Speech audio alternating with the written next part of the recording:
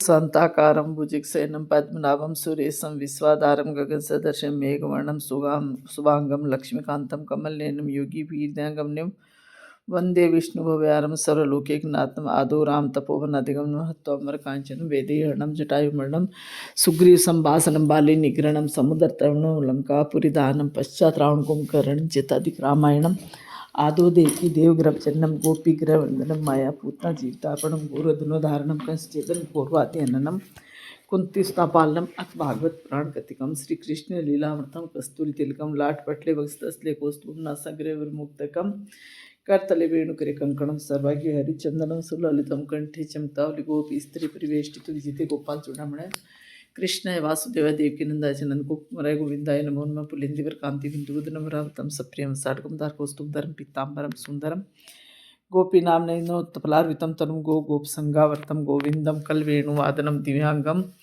भूषं भजे हे राधे व्रज भानुभूपतने गांधविके हे राधे कृष्ण पंकज भरम के कृष्ण प्रिय माधवी हे वृंदावन नागरी गुण गुरु दामोदर प्रिय सी हे श्री ललितादि प्रिय की प्राणादि के पाहिमाम ओम तमेव माता च पिता तमेव तमेव बंधु च सखा तमेव तमेव विद्याधरणु तमेव तमेव सर्वमम देव देवाय नमो नमः। ओम श्री गुरु आचार्य नमो है दंडोत प्रणाम जुगल सरकार पियाजू लालजू गुरु आचार्य दंडोत प्रणाम। जय जय श्री राधे जय जय श्री राधे। श्रीमद् भागवत गीता के 5वें अध्याय का महात्म्य श्री भगवान कहते हैं देवी अब सब लोगों द्वारा सम्मानित 5वें अध्याय का महात्म्य संक्षेप से बतलाता हूँ, सावधान होकर सुनो। मध्य देश में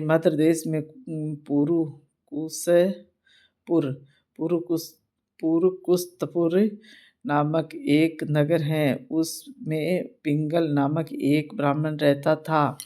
वह वेदपाठी ब्राह्मणों के विख्यात वंश में जो सर्वथा निष्कलंक था उत्पन्न हुआ था, किंतु अपने कुल के लिए उचित वेद शास्त्रों के स्वाध्याय को छोड़कर ढोल आदि बजाते हुए उसने नाच गान में मन लगाया। गीत नृत्य और बाजा बजाने की कला में परिश्रम करके पिंगल ने बड़ी प्रसिद्धि प्राप्त कर ली और उसी से उसका राज भवन में भी प्रवेश हो गया। अब वह राजा के साथ रहने लगा और पराई स्त्रियों को बुला कर उनका भोग करने लगा। स्त्रियों के सिवाय और कहीं उसका मन नहीं लगता था। धीरे धीरे अभिमान वश बढ़ जाने से उछल होकर वह एकांत में राजा से दूसरों के दोष बतलाने लगा। पिंगल की एक स्त्री थी जिसका नाम था अरुणा। वह नीच कुल में उत्पन्न हुई थी और कामी पुरुषों के साथ विहार करने की इच्छा से सदा उन्हीं की खोज में घुमा करती थी। उसने पति को अपने मार्ग का कंटक समझकर एक दिन आधी रात में उस घर के भीतर ही उसका सिर काट कर मार डाला और उसकी लाश को जमीन में गाड़ दिया। इस प्रकार प्राणों से वियुक्त होने पर वह यमलोक में पहुंचा और भीषण नरकों का उपभोग करके निर्जन वन में गीत हुआ। अरुणा भी भगंदर रोग से अपने सुंदर शरीर को त्याग कर घोर नरक भोगने के पश्चात उसी वन में सुखी हुई। एक दिन वह दाना चुगने की इच्छा से इधर उधर फुदक रही थी। इतने में ही उस गिद्ध ने पूर्व जन्म के वेर का स्मरण करके उसे अपने तीखे नखों से फाड़ डाला। सूखी घायल होकर पानी से भरी हुई मनुष्य की खोपड़ी में गिरी। गिद्ध पुनः उसी की ओर झपटा। इतने में ही जाल फैलाने वाले बहेलियों ने उसे भी बाणों का निशाना बनाया।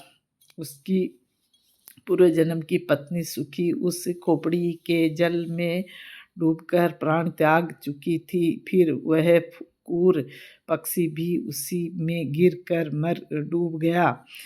अब यमराज के दूत उन दोनों को यमराज के लोक में ले गए। वहाँ अपने पूर्वकृत पाप कर्म को याद करके दोनों ही भयभीत हो रहे थे।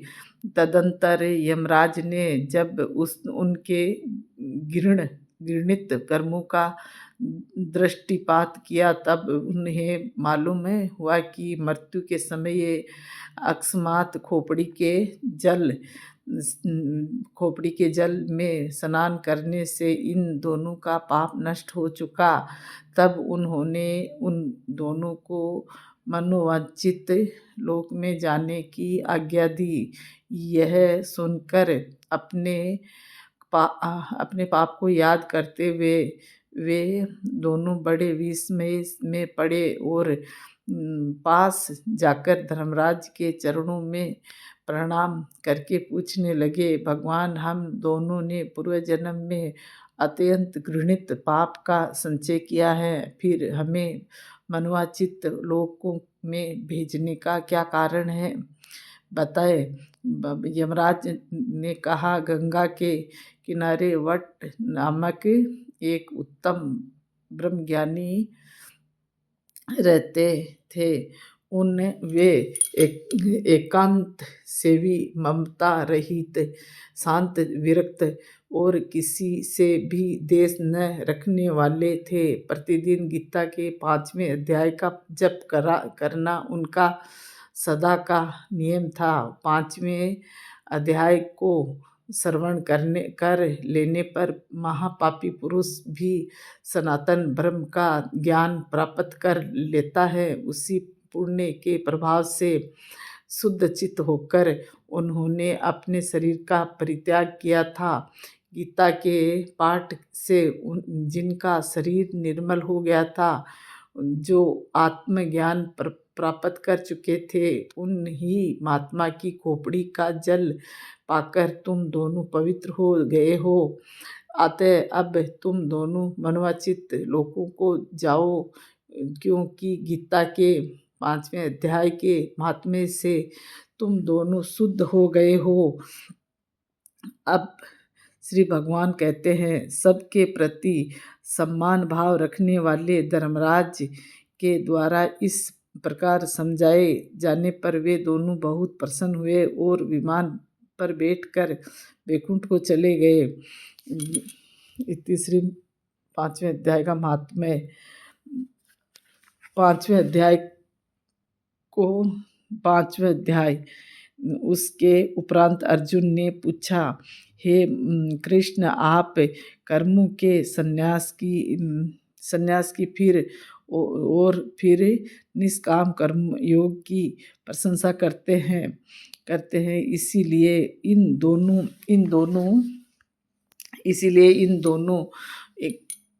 दोनों में एक जो निश्चय किया हुआ कल्याणकारक होवे, उसको मेरे लिए कहिए।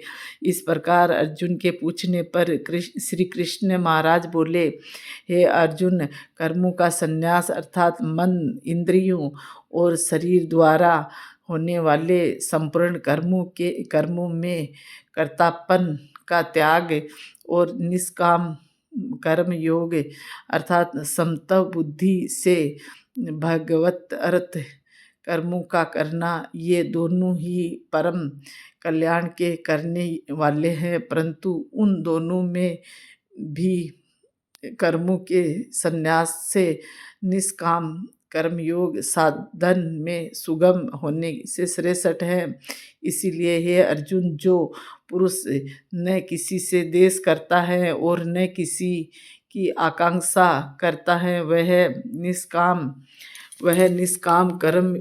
निष्काम कर्म योगी सदा सन्यासी ही समझने योग्य है। क्योंकि राग द्वेष आदि धुंधु से रहित हुआ पुरुष सुखपूर्वक संसार रूप बंधन से मुक्त हो जाता है। हे अर्जुन, ऊपर कहे हुए संन्यास और निष्काम कर्मयोग को मूर्ख लोग अलग अलग फल वाले कहते हैं, न कि पंडित जन, क्योंकि दोनों में से एक में भी अच्छी प्रकार स्थित हुआ पुरुष दोनों के फल रूप परमात्मा को प्राप्त होता है। ज्ञान योगियों द्वारा जो परम धाम प्राप्त किया जाता है, निष्काम कर्म योगियों द्वारा भी वही प्राप्त किया जाता है। इसीलिए जो पुरुष ज्ञान योग और निष्काम कर्म योग को फल रूप से एक देखता है, वही यथार्थ देखता है। परंतु हे अर्जुन, निष्काम कर्म योग के बिना संन्यास अर्थात मन, इंद्रियों और शरीर द्वारा होने वाले संपूर्ण कर्मों में कर्तापन का त्याग प्राप्त होना कठिन है और भगवत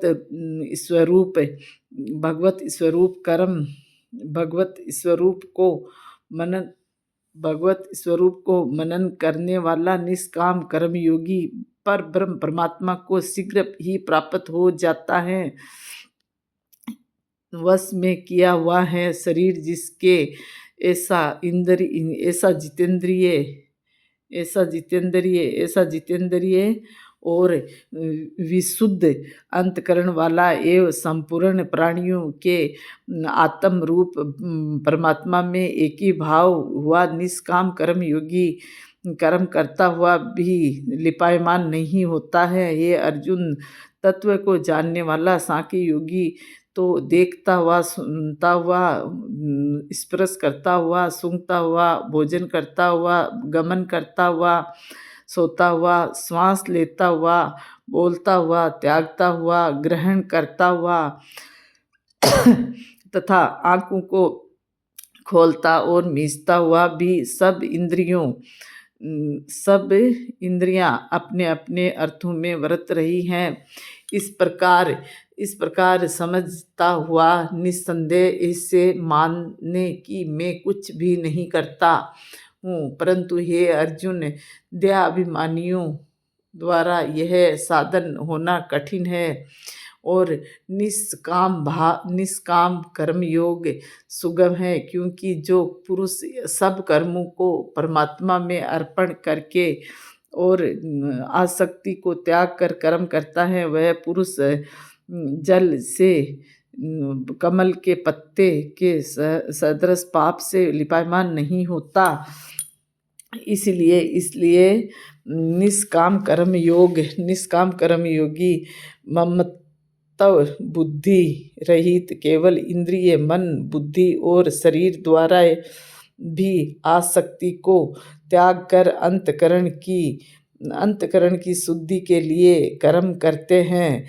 इससे निष्काम कर्म योगी कर्मों के फल को परमेश्वर के अर्पण करके भगवत प्राप्ति रूप शांति को प्राप्त होता है और सकामी पुरुष जल फल में आसक्त हुआ कामना के द्वारा बंधता है।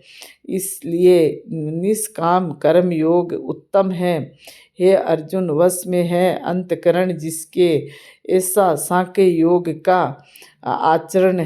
आचरण करने वाला पुरुष तो निस्संदेह न करता हुआ और न करवाता हुआ 9 द्वारों वाले शरीर रूप घर में सब कर्मों को मन से त्याग कर अर्थात इंद्रियां के अर्थों में वर्ती हैं। ऐसे मानता हुआ आदर पूर्वक सच्चिदानंद घन परमात्मा के स्वरूप में स्थित रहता है। परमेश्वर भी भूत प्राणियों के न कर्तापन को और न कर्मों को तथा न कर्मों के फल के संयोग को वास्तव में रचता है, किंतु परमात्मा के सकाश से प्रकृति ही वर्तती है, अर्थात गुण ही गुणों में वर्त रहे हैं। सर्वव्यापी परमात्मा न किसी के पाप कर्म को और न किसी के शुभ कर्म को भी ग्रहण करता है, किंतु माया के द्वारा ज्ञान ढका हुआ है, इससे सब जीव मोहित हो रहे हैं। परंतु जिनका वह अंतकरण का अज्ञान आत्म ज्ञान द्वारा नाश हो गया है, उनका वह ज्ञान सूर्य के सदृश उस सच्चिदानंद घन परमात्मा को प्रकाशता है, अर्थात परमात्मा के स्वरूप को साक्षात कराता है। हे अर्जुन, तद्रूप है बुद्धि जिनकी तथा तद्रूप है मन जिनका, और उस सच्चिदानंद घन परमात्मा में ही है निरंतर एक ही भाव से स्थिति जिनकी, ऐसे तत्परायण पुरुष ज्ञान के द्वारा पाप रहित हुए पुनरावृत्ति को अर्थात परम गति को प्राप्त होते हैं। ऐसे वे ज्ञानी जन विद्या और विनय युक्त ब्राह्मणों में तथा गो, हाथी, कुत्ते और चांडाल में भी समभाव से देखने वाले ही होते हैं। इसीलिए जिनका मन समत्व भाव में स्थित है, उनके द्वारा इस जीवित अवस्था में ही संपूर्ण संसार जीत लिया गया, अर्थात वे जीतते हुए ही संसार से मुक्त है, क्योंकि सच्चिदानंद घन परमात्मा निर्दोष और सम है। इससे वे सच्चिदानंद घन परमात्मा में ही स्थित है। जो पुरुष प्रिय को अर्थात जिसको लोग प्रिय समझते हैं उसको प्राप्त होकर हर्षित नहीं हो, और अप्रिय को अर्थात जिसको लोग प्रिय समझते हैं उसको प्राप्त होकर उद्वेगवान न हो, ऐसा स्तर बुद्धि संशय रहित ब्रह्मवेत्ता पुरुष सच्चिदानंद घन पर ब्रह्म परमात्मा में एक ही भाव से नित्य स्थित है। बाहर के विषयों में अर्थात सांसारिक भोगों में आसक्ति रहित अंतकरण वाला पुरुष अंतकरण में जो भगवत ध्यान जनित आनंद है उसको प्राप्त होता है, और वह पुरुष सच्चिदानंद घन पर ब्रह्म परमात्मा रूप योग में एक ही भाव से स्थित हुआ अक्षय आनंद को अनुभव करता है। जो यह इंद्रिय तथा विषयों के सहयोग से उत्पन्न होने वाले सब भोग हैं, वे यद्यपि विषयी पुरुषों को सुख रूप भासते हैं, तो भी निस्संदेह दुख के ही हेतु हैं और आदि अंत वाले अर्थात अनित्य हैं। इसीलिए हे अर्जुन, बुद्धिमान विवेकी पुरुष उनमें नहीं रमता जो मनुष्य शरीर के नाश होने से पहले ही काम और क्रोध से उत्पन्न हुए वेग को सहन करने में समर्थ हैं, अर्थात काम क्रोध को जिसने सदा के लिए जीत लिया है वह मनुष्य इस लोक में योगी हैं और वही सुखी हैं। जो पुरुष निश्चय करके अंतरात्मा में ही सुख वाला है और आत्मा में ही आराम वाला है तथा जो आत्मा में ही ज्ञान वाला है, ऐसा वह सच्चिदानंद घन पर ब्रह्म परमात्मा के साथ एक ही भाव हुआ सांख्य योगी शांत ब्रह्म को प्राप्त होता है। नाश हो गए हैं सब पाप जिनके तथा नाश हो गए सब पाप जिनके, तथा ज्ञान करके निवृत्त हो गया है संशय जिनका, और संपूर्ण भूत प्राणियों के हित में है रति जिनकी, एकाग्र हुआ है भगवान के ध्यान में चित्त जिनका, ऐसा ब्रह्मवेत्ता पुरुष शांत पर ब्रह्म को प्राप्त होते हैं। काम क्रोध से रहित जीते हुए चित्त वाले पर ब्रह्म परमात्मा का साक्षात्कार किए हुए ज्ञानी पुरुषों के लिए सब ओर से शांत पर ब्रह्म परमात्मा ही प्राप्त है। हे अर्जुन, बाहर के विषय भोगों को न चिंतन करता हुआ बाहर ही त्याग कर और नेत्रों की दृष्टि को भ्रुकुटी के बीच में स्थित करके तथा नासिका में विचरने वाले प्राण और अपान वायु को सम करके जीती हुई है इंद्रिया मन और बुद्धि जिसकी, ऐसा जो मोक्ष प्रायण मुनि इच्छा भय और क्रोध से रहित है वह सदा मुक्त ही है। और हे अर्जुन, मेरा भक्त मेरे को यज्ञ और तपों का भोगने वाला और संपूर्ण लोकों के ईश्वरों का भी ईश्वर तथा संपूर्ण भूत प्राणियों का सुहृदय अर्थात स्वार्थ रहित प्रेमी ऐसा तत्व से जानकर शांति को प्राप्त होता है और सच्चिदानंद घन परिपूर्ण शांत ब्रह्म के सिवाय उसकी दृष्टि में और कुछ भी नहीं रहता, केवल वासुदेव ही वासुदेव रह जाता है। इति श्री मद्भागवत गीता रूपी उपनिषद एवं ब्रह्म विद्या तथा योग शास्त्र विषयक श्री कृष्ण और अर्जुन के संवाद में कर्म संन्यास योग नामक 5वां अध्याय समाप्त। बोलो श्री कृष्ण चंद्र भगवान की जय, गुरु आचार्य की जय। दंडोत जुगल सरकार, दंडोत प्रिया जू लालजू, दंडोत गुरु आचार्य श्री कुंज बिहारी, श्री सुखदेव श्याम चरण दास, जय श्री गुरुदेव, श्री कुंज बिहारी, श्री सुखदेव श्याम चरण दास।